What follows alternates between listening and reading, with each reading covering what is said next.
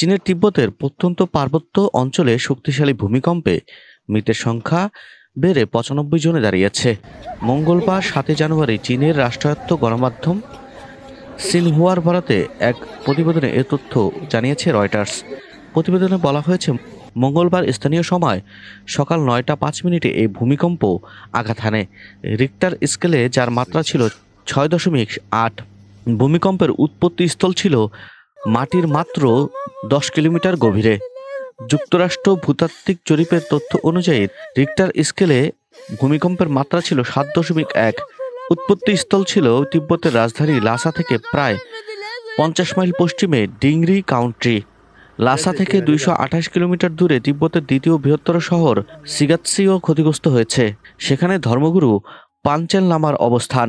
রয়টার্সের প্রতিবেদনে বলা হয়েছে, তিব্বতের স্বায়ত্তশাসিত অঞ্চলের জিগাজে শহরের ডিংরি কাউন্টিতে ৭.১ মাত্রার ভূমিকম্পে ৯৫ জন নিহত ও ১৩০ জন আহত হয়েছেন।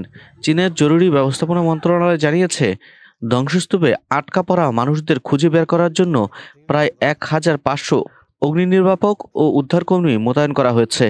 রয়টার্স বলছে, ৫ বছরে ২০০ কিলোমিটার ব্যাসার্ধের মধ্যে রেকর্ড করা সবচেয়ে শক্তিশালী ভূমিকম্পটিতে কেঁপে ওঠে প্রতিবেশী দেশ নেপাল, ভারত, ভুটান ও বাংলাদেশ। চীনের রাষ্ট্রীয় সম্প্রচারকারী সিসিটিভিতে প্রকাশিত ভিডিওতে দেখা গেছে, ধ্বংসাবশেষের চারপাশে দেয়াল ধসে পড়ছে এবং ধ্বংসস্তূপের সঙ্গে ধ্বংসপ্রাপ্ত বাড়িগুলো দেখা যাচ্ছে। ভূমিকম্পের পর ওই অঞ্চলে একাধিকবার আফটারশক অনুভূত হয়েছে।